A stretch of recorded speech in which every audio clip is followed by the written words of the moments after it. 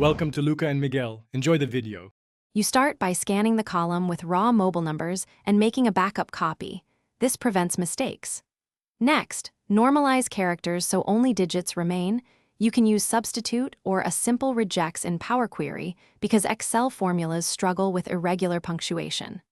Once done, extract the country or prefix using left or text before if consistent. If prefixes vary, use Power Queries split by number of characters to isolate the first 4 digits. This establishes now you'll separate the area code and the local subscriber number.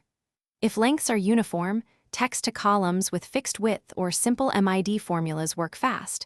Use LEN to calculate positions.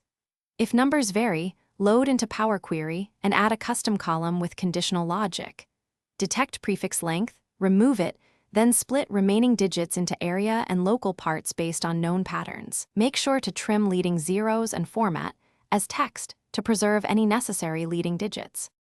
Finally, validate and format the separated numbers for use. You can reassemble standardized formats with concat or text join, or keep separate columns for country, area, and local parts, then run countif or filter to spot anomalies. Once done, lock formulas or paste values to prevent accidental recalculation.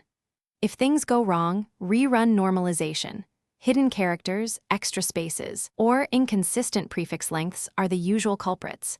Clean those and reapply your split logic to fix remaining errors.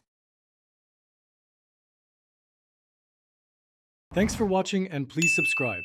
It's the best investment you'll ever make.